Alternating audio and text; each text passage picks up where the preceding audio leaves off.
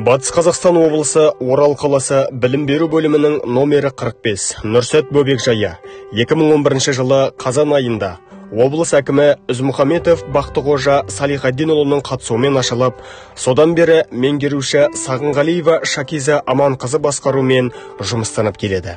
Қазіргі таңда 290 орынмен жалпыға бірдей білім беру міндетті стандартын басшылыққа алып жұмыстанып келді.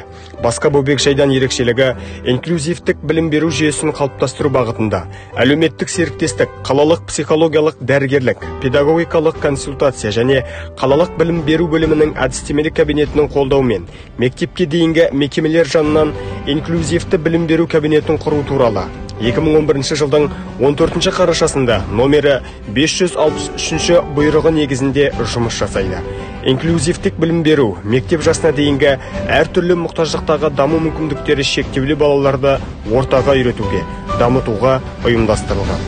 Оқу қызметін қарастыруды көздейтін кіріктірілген білім беру процесі. Бұл бөбекжайда Дауна синдромды, тірек қимыл қозғалысы бұзылған балалар мен жалпы тілі дамымаған балалар тәрбиеленеді. Осы балалар мен арнаулы білімділер бар логопед, психолог, дефектолог және дене шынықтыру нұсқаушысы мамандары жұмыстанады. Мектепке дейінгі ұйым әр бүлдіршін үшін өте маңызды. Өйткені бауырмалдық, ұйымшылдық, көпшілік алдында көсіле сөйлеуге бейімделеді. Өнерге деген ынта бөбекжайдан басталатыны сөзсіз. Бөбекжайда барлық жұмыстар алға қойылған. Сонымен жұмыстанып келеді.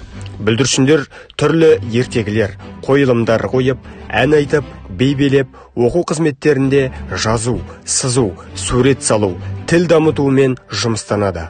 Ашылғандарына 10 жыл болды. 40-қа жуық педагог қызмет атқарады. Бөбекжай педагогтары әртүрлі семинарларға қатысып, өз тәжірибелерімен бөліседі. Бөбекжай бала тәрбиесінің үлескері, педагогтары құрметке ие жандар. Күнделікті жұмыстан тыс 1 мамыр бірлік күніне орай Бастау желілік қауымдастық арқасында фестиваль өткізілді.